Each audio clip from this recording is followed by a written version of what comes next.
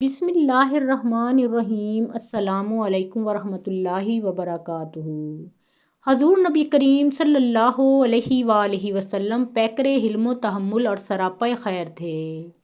حلم و تحمل کا مطلب ہے نرمی، برداشت، بردباری، کسی کی زیادتی یا غلطی پر ضبط کرنا اور اس سے چشم پوشی کرنا۔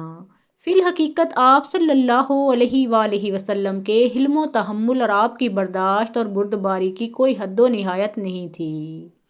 اس کا جو نمونہ آپ صلی اللہ علیہ وآلہ وسلم نے امت کے سامنے پیش کیا، اگر سارے مسلمان اس کو مشعل راہ بنائیں تو پھر کوئی وجہ نہیں کہ باہمی نفرتوں اور رنجشوں پر بڑی حد تک قابو نہ پا لیا جائے اور معاشرے کے سب افراد انما المؤمنون اخوہ کی تصویر نہ بن جائیں۔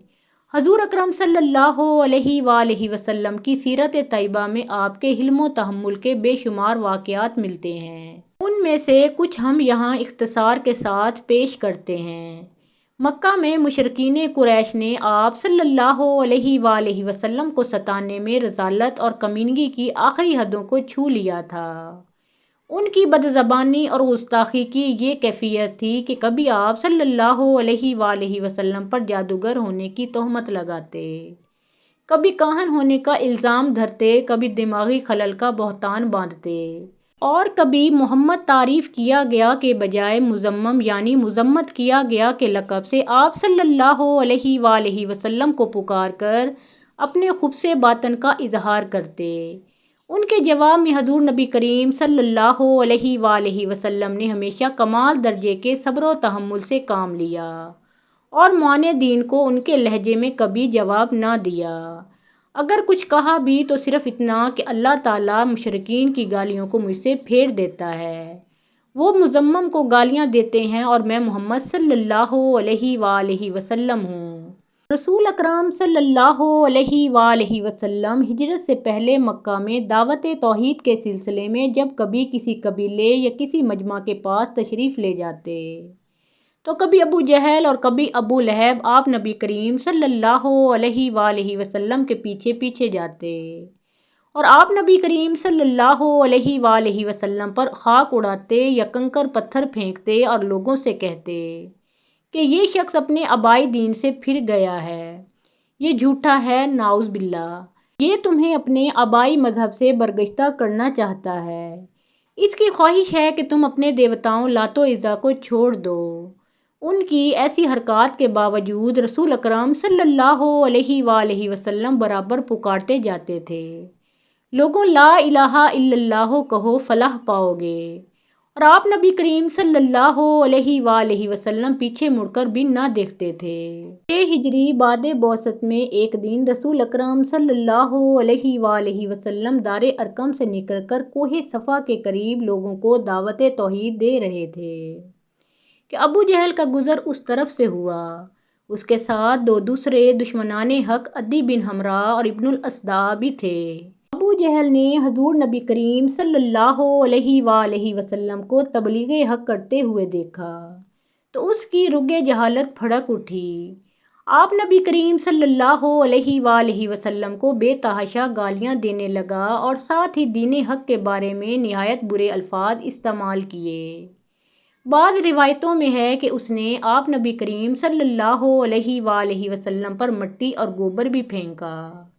حضور نبی کریم صلی اللہ علیہ وآلہ وسلم نے اپنے خلق عظیم کے اقتضاء سے بڑے تحمل سے کام لیا اور ابو جہل کی کسی بھی بات کا کوئی جواب نہ دیا، یہاں تک کہ وہ بکتا جھکتا چلا گیا۔ یہی واقعہ حضور نبی کریم صلی اللہ علیہ وآلہ وسلم کے چچا حضرت حمزہ رضی اللہ تعالیٰ عنہ کے قبول اسلام کا باعث بن گیا۔ ان کو جب ابو جہل کی زیادتی کا علم ہوا تو انہوں نے حرم کعبہ میں جا کر ابو جہل کو خوب پیٹا اور بعد میں اسلام قبول کر لیا۔ تاریخ طبری، مستدرک حاکم، سیرت النبی صلی اللہ علیہ وآلہ وسلم۔ 8 ہجری کا ذکر ہے کہ رسول اکرم صلی اللہ علیہ وآلہ وسلم نے غزوہ حنین کا مال غنیمت لوگوں میں تقسیم کیا تو ایک شخص کو جو حصہ ملا وہ اس سے مطمئن نہ ہوا اور حضور نبی کریم صلی اللہ علیہ وآلہ وسلم کے مقام و مرتبہ کا لحاظ نہ رکھتے ہوئے گستاخانہ بولا، اے اللہ کے رسول، اللہ سے ڈرو اور انصاف کرو۔ بروایت دیگر یہ تقسیم یہ اللہ کی رضامندی کے لیے نہیں ہے۔ یہ اعتراض بالکل لغو اور سخت اشتعال انگیز تھا، لیکن حضور نبی کریم صلی اللہ علیہ وآلہ وسلم کی شان حلم دیکھیے کہ آپ صلی اللہ علیہ وآلہ وسلم نے معترض کی سرزنش کرنے کے بجائے اس کے جواب میں صرف اتنا کہا، جب اللہ اور اللہ کا رسول انصاف نہ کرے گا تو اور کون انصاف کرے گا؟ اللہ تعالیٰ موسیٰ علیہ السلام پر رحمت فرمائے، وہ اس سے بھی زیادہ ستائے گئے تھے، یعنی حضرت موسیٰ علیہ السلام کی قوم بنی اسرائیل نے ان کے سامنے کئی مرتبہ اس سے بھی زیادہ گستاخانہ باتیں کی تھیں۔ ایک دن ایک بدو رسول اکرم صلی اللہ علیہ وآلہ وسلم کی خدمت اقدس میں حاضر ہوا۔ آپ صلی اللہ علیہ وآلہ وسلم اس وقت مسجد نبوی میں تشریف فرما تھے۔ بدو کو آداب مسجد کا علم نہیں تھا، اس کو پیشاب کی حاجت ہوئی تو مسجد ہی میں ایک طرف کھڑے ہو کر پیشاب کرنے لگا۔ لوگ اسے مارنے کے لیے دوڑے، لیکن آپ نبی کریم صلی اللہ علیہ وآلہ وسلم نے ان کو روک دیا اور فرمایا، جانے دو اور پانی کا ایک ڈول لا کر بہا دو۔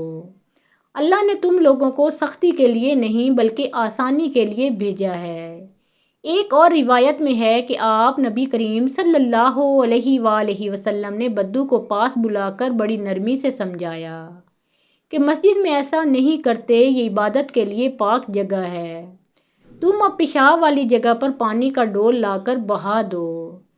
حضرت ابو ہریرہ رضی اللہ تعالیٰ عنہ بیان کرتے ہیں کہ ایک شخص نے حضرت ابو بکر صدیق رضی اللہ تعالیٰ عنہ کو گالیاں دیں اور رسول اللہ صلی اللہ علیہ وآلہ وسلم تشریف فرما تھے، یعنی یہ واقعہ حضور نبی کریم صلی اللہ علیہ وآلہ وسلم کے سامنے پیش آیا۔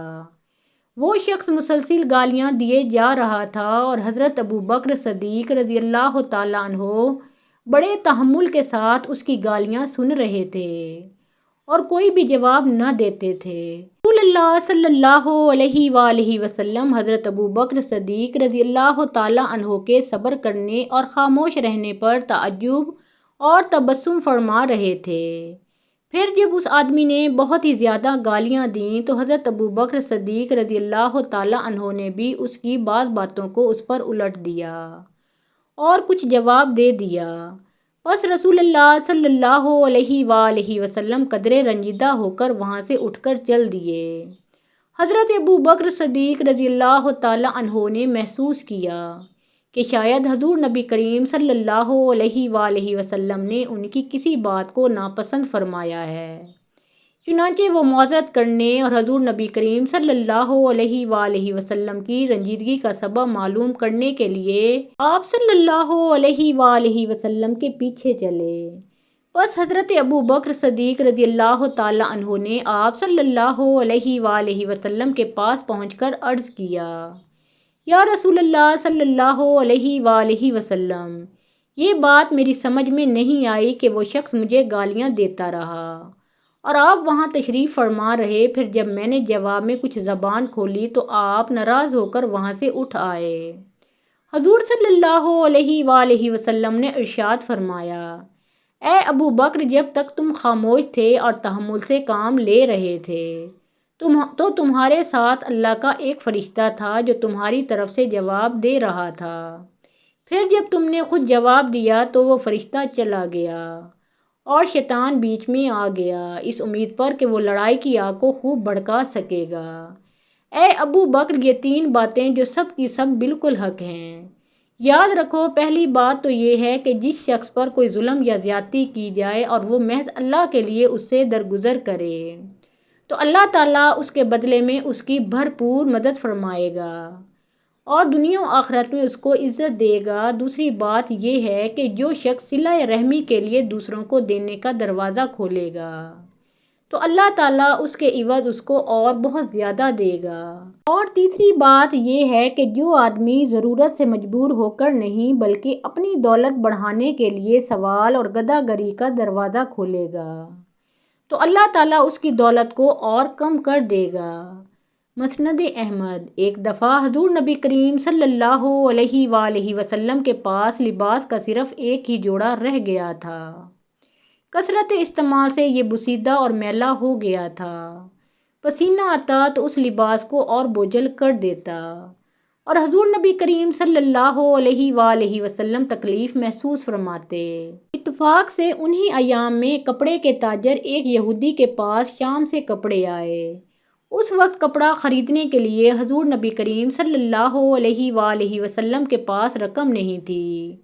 ام المومنین حضرت عائشہ صدیقہ رضی اللہ تعالی عنہا نے عرض کیا، آپ صلی اللہ علیہ وآلہ وسلم کو نئے کپڑوں کی سخت ضرورت ہے، ایک جوڑا اس یہودی سے قرض منگوا لیجئے۔ حضور نبی کریم صلی اللہ علیہ وآلہ وسلم نے یہودی کے پاس آدمی بھیجا کہ ایک جوڑا کپڑوں کا بطور قرض مجھے بھیج دو۔ بدبخت یہودی نے کپڑا دینے کی بجائے تیوری چڑھا کر کہا، معلوم ہوتا ہے کہ میرا مال بغیر دام دیے یوں ہی اڑانے کا ارادہ ہے۔ حضور نبی کریم صلی اللہ علیہ وآلہ وسلم کے فرستادہ آدمی نے واپس آ کر آپ صلی اللہ علیہ وآلہ وسلم کو یہودی کی بکواس سے آگاہ کیا، تو آپ صلی اللہ علیہ وآلہ وسلم کو یہ بات ناگوار تو گزری، لیکن آپ صلی اللہ علیہ وآلہ وسلم نے بڑے صبر و تحمل سے کام لیا، اور صرف اتنا فرمایا، وہ اچھی طرح جانتا ہے کہ میں سب سے بڑھ کر احتیاط کرنے والا اور سب سے زیادہ امانت کا ادا کرنے والا ہوں۔ سیرت النبی بحوالہ جامع ترمذی۔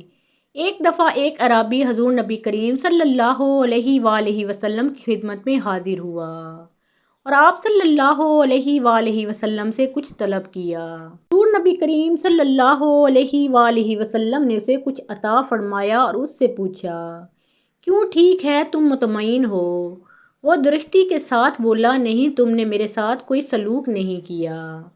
اس کے لب و لہجہ پر بعض صحابہ کرام رضی اللہ تعالی عنہم کو جو وہاں پر موجود تھے سخت غصہ آیا، اور انہوں نے ارادہ کیا کہ اس کو قرار واقع سزا دیں، لیکن نبی رحمت صلی اللہ علیہ وآلہ وسلم کی شان حلم و تحمل نے اسے گوارا نہ کیا، اور آپ صلی اللہ علیہ وآلہ وسلم نے صحابہ کرام کو اس پر ہاتھ اٹھانے سے منع کر دیا۔ کچھ دیر کے بعد حضور نبی کریم صلی اللہ علیہ وآلہ وسلم اس مجلس سے اٹھ کر گھر تشریف لے گئے۔ وہاں آپ صلی اللہ علیہ وآلہ وسلم نے اس اعرابی کو بلایا اور اسے کچھ اور دیا، پھر اس سے پوچھا، اب تو خوش ہے؟ اس نے کہا، ہاں، اللہ تعالیٰ میری، میرے گھر والوں اور خاندان کے دوسرے لوگوں کی طرف سے آپ کو جزائے خیر دے۔ حضور نبی کریم صلی اللہ علیہ وآلہ وسلم نے فرمایا، تو نے پہلے میرے صحابہ کے سامنے جو کچھ کہا تھا اس پر ان کو غصہ آ گیا تھا، اب تو نے میرے سامنے جو کچھ کہا ہے اسے میرے صحابہ کے سامنے بھی دہرا دینا تاکہ ان کا غصہ دور ہو جائے۔ اعرابی نے کہا، بہت بہتر۔ چنانچہ حضور صلی اللہ علیہ وآلہ وسلم نے باہر تشریف لا کر صحابہ کے سامنے اس سے پوچھا، جو کچھ تمہیں مل گیا ہے تم اس سے مطمئن ہو؟ اس نے کہا کہ جی ہاں، اللہ تعالیٰ آپ کو جزائے خیر دے۔ اس کے بعد آپ صلی اللہ علیہ وآلہ وسلم نے فرمایا، میری اور اس اعرابی کی مثال اس آدمی جیسی ہے جس کی اونٹنی اس سے بدک کر بھاگ گئی۔ لوگوں نے اس اونٹنی کا جتنا پیچھا کیا وہ اور بھاگی۔ اونٹنی کے مالک نے لوگوں سے کہا، تم سب پیچھے ہٹ جاؤ، یہ میری اونٹنی ہے اور اس کی عادت سے میں ہی واقف ہوں۔ تمام لوگ پیچھے ہٹ گئے۔ اب اس آدمی نے زمین پر گری ہوئی کچی کھجوروں کو جمع کر کے اونٹنی کو دکھائیں اور پچکار کر اسے بلایا تو وہ فوراً اس کے پاس دوڑی ہوئی آئی۔ اس نے اس کو پکڑ کر اس پر کجاوا کس دیا، اگر تم لوگ صحابہ کرام اس کو مار ڈالتے تو یہ جہنم میں چلا جاتا۔ مسند بزار تفسیر ابن کثیر ابن حبان۔ 8 ہجری میں غزوہ حنین اور محاصرہ طائف کے بعد رسول اکرم صلی اللہ علیہ وآلہ وسلم نے جورانہ کے مقام پر حنین کا مال غنیمت مہاجرین میں تقسیم فرمایا، تو اس عام تقسیم سے پہلے حضور نبی کریم صلی اللہ علیہ وآلہ وسلم نے مؤلفۃ القلوب کو خصوصی بڑے حصے عطا فرمائے۔ مؤلفۃ القلوب وہ قریشی اور غیر قریشی بارسوخ عرب سردار تھے جو کہ نئے نئے مسلمان ہوئے تھے۔ ان میں حضرت ابو سفیان بن حرب، یزید بن ابو سفیان، معاویہ بن ابو سفیان، حارث بن ہشام، سہیل بن عمر رضی اللہ تعالیٰ عنہم جیسے قریش کے رؤساء اور اقرا بن حابس بنو تمیم کے رئیس، عوینہ بن حسن فزاری بنو فزارہ کے سردار، اور عباس بن مرداس بنو سلیم کے سردار جیسے غیر قریشی اکابر قبائل شامل تھے۔ ان اصحاب کو 40 سے لے کر 100 اونٹ تک عطا ہوئے اور بعض کو ان کے علاوہ چاندی کی ایک خاص مقدار بھی اونٹوں کے ساتھ عطا کی گئی۔ اس غیر معمولی عنایت کا مقصد یہ تھا کہ 9 مسلم اصحاب مضبوطی سے اسلام پر جم جائیں اور دوسرے لوگ بھی انہیں دیکھ کر اسلام کی طرف راغب ہوں۔ ان اصحاب میں بنو سلیم کے سردار عباس بن مرداس کو 40 اونٹ ملے تو وہ دوسرے سرداروں سے کم حصہ ملنے پر ناراض ہو گئے۔ وہ ایک نامور شاعر بھی تھے، فوراً چند اشعار قصیدہ کی صورت میں فی البدیہہ کہے، جن میں اس نے اپنی ناخوشی کا اظہار کیا۔ ان کے یہ اشعار حضور نبی کریم صلی اللہ علیہ وآلہ وسلم کی تقسیم کو نامنصفانہ قرار دینے کے مترادف تھے۔ آپ صلی اللہ علیہ وآلہ وسلم نے جب یہ اشعار سنے تو حضرت عباس بن مرداس رضی اللہ تعالیٰ عنہ کی سرزنش کرنے کے بجائے انتہائی ضبط و تحمل سے کام لیا اور حضرت علی رضی اللہ تعالیٰ عنہ سے فرمایا، علی اس کی زبان کاٹ دو۔ حضرت علی رضی اللہ تعالیٰ عنہ نے عباس رضی اللہ تعالیٰ عنہ کا ہاتھ پکڑا اور کہا کہ میرے ساتھ چلو۔ راستے میں عباس رضی اللہ تعالیٰ عنہ بولے، اے علی علیہ السلام، کیا میری زبان کاٹو گے؟ حضرت علی رضی اللہ تعالیٰ عنہ نے فرمایا، تم میرے ساتھ چلو، آؤ میں رسول اللہ صلی اللہ علیہ وآلہ وسلم کے حکم کی تعمیل کروں گا۔ یہ فرما کر انہیں اونٹوں کے گلے میں لے گئے اور ان سے کہا کہ ان میں سے 100 اونٹ اپنی پسند کے چن لو۔ اب حضرت عباس رضی اللہ تعالیٰ عنہ حضور نبی کریم صلی اللہ علیہ وآلہ وسلم کے ارشاد کا مطلب سمجھے اور 100 اونٹ لے کر خوش ہو گئے۔ حنین کے غنائم کی تقسیم میں قریش اور دوسرے قبائل عرب کو ترجیح دیے جانے پر انصار افسردہ خاطر ہو گئے۔ وہ اس معاملے میں حکمت نبوی نہ سمجھ سکے اور ان کے جوشیلے افراد بالخصوص نوجوانوں میں چہمگوئیاں شروع ہو گئیں کہ ہم انصار نے ہر مشکل وقت میں دین کی خاطر بے دریغ قربانیاں دیں اور مشرکین کے مقابلے میں خون بہانے سے کبھی گریز نہیں کیا، لیکن مال غنیمت سارا قریش اور عرب کے دوسرے لوگ لے گئے۔ بعض نے تو یہاں تک کہہ دیا کہ اللہ کی قسم رسول اللہ صلی اللہ علیہ وآلہ وسلم اپنی قوم سے جا ملے ہیں۔ حضور نبی کریم صلی اللہ علیہ وآلہ وسلم کو جب ان چہمگوئیوں کی خبر ہوئی تو آپ نبی کریم صلی اللہ علیہ وآلہ وسلم کو بہت رنج ہوا۔ اس بارے میں آپ صلی اللہ علیہ وآلہ وسلم نے انصار کے بعض سرداروں سے دریافت کیا۔ انہوں نے عرض کیا کہ یا رسول اللہ صلی اللہ علیہ وآلہ وسلم، ہمارے بعض نوجوانوں نے ایسی باتیں کہی ہیں، لیکن کسی سمجھدار اور ذمہ دار آدمی نے اس قسم کی بات نہیں کی۔ البتہ ایک روایت کے مطابق رئیس خزرج حضرت سعد بن عبادہ رضی اللہ تعالیٰ عنہ نے صرف اتنا ضرور کہا کہ میری قوم کے بعض لوگوں نے ایسی باتیں کہی ہیں، میں بھی اپنی ہی قوم کا ایک آدمی ہوں۔ اب حضور نبی کریم صلی اللہ علیہ وآلہ وسلم نے حکم دیا کہ ایک چھولداری نصب کی جائے اور اس میں سب انصار جمع ہوں۔ جب سب انصار چھولداری میں جمع ہو گئے تو حضور نبی کریم صلی اللہ علیہ وآلہ وسلم ان کے پاس تشریف لائے اور اللہ تعالیٰ کی حمد و ثنا کے بعد فرمایا، انصار کے لوگوں، یہ کیا چہمگوئی ہے جو کہ میں سن رہا ہوں، اور یہ کیسی ناراضی ہے جو تم دبی زبان سے ظاہر کر رہے ہو؟ کیا یہ سچ نہیں کہ جب میں تمہارے ہاں آیا تو تم کفر و شرک کی دلدل میں پھنسے ہوئے تھے؟ میں تمہیں اس دلدل سے نکال کر راہ ہدایت پر لایا اور جنت کا مستحق بنایا۔ تم محتاج اور مفلس تھے، تم کو غنی بنایا، تم باہم دشمن تھے، ایک دوسرے کے خون کے پیاسے تھے۔ میں نے تم میں اتحاد اور اتفاق پیدا کیا اور اللہ نے تمہارے دل جوڑ دیے۔ رسول کریم صلی اللہ علیہ وآلہ وسلم کے ہر ارشاد پر انصار بے ساختہ کہتے جاتے تھے، بے شک اللہ اور اس کے رسول صلی اللہ علیہ وآلہ وسلم کا ہم پر بڑا احسان ہے۔ پھر حضور نبی کریم صلی اللہ علیہ وآلہ وسلم نے فرمایا تم بھی اپنے احسانات بیان کرو۔ انصار نے عرض کیا یا رسول اللہ صلی اللہ علیہ وآلہ وسلم ہم کیا کہہ سکتے ہیں؟ حضور نبی کریم صلی اللہ علیہ وآلہ وسلم نے فرمایا اللہ کی قسم اگر تم چاہو تو کہہ سکتے ہو کہ تجھے اپنے گھر سے نکالا گیا، ہم نے اپنے گھر میں تجھے پناہ دی، تجھے جھٹلایا گیا تھا، ہم نے تیری تصدیق کی، تو بے یار و مددگار تھا، ہم نے تیری مدد کی، تو محتاج تھا، ہم نے تجھے غنی کیا، تم یہ کہتے جاؤ گے اور میں کہتا جاؤں گا تم سچ کہتے ہو۔ اے معاشر انصار تم دنیا کی اس عارضی دولت کے لیے ناراض ہو گئے جس کے ذریعے میں نے لوگوں کی تعریف قلب کی تھی تاکہ وہ اسلام پر پختہ ہو جائیں اور تم کو تمہارے اسلام کے حوالے کر دیا تھا۔ کیا تم اس سے راضی نہیں کہ دوسرے لوگ اونٹ اور بکریاں اپنے گھروں کو لے جائیں اور تم اللہ کے رسول کو اپنے گھر لے جاؤ؟ حضور نبی کریم صلی اللہ علیہ وآلہ وسلم کے ارشادات سن کر اور آپ صلی اللہ علیہ وآلہ وسلم کا حلم و تحمل دیکھ کر انصار کی عجیب حالت ہوئی۔ روتے روتے ان کی ہچکیاں بندھ گئیں، آنسوؤں سے ان کی داڑھیاں تر ہو گئیں اور وہ بے اختیار پکار اٹھے ہم کو صرف محمد رسول اللہ صلی اللہ علیہ وآلہ وسلم ہی درکار ہیں۔ پھر حضور نبی کریم صلی اللہ علیہ وآلہ وسلم نے فرمایا انصار میرے ہیں اور میں انصار کا ہوں، اے اللہ انصار اور انصار کے لڑکوں پر رحم فرما۔ صحیح بخاری رقیق المختوم۔ محترم ناظرین، پیارے آقا محمد مصطفیٰ صلی اللہ علیہ وآلہ وسلم کا پیارا نام ایک بار کامنٹ سیکشن میں ضرور لکھیں۔ ویڈیو پسند آئی ہو تو لائک اور شیئر کریں۔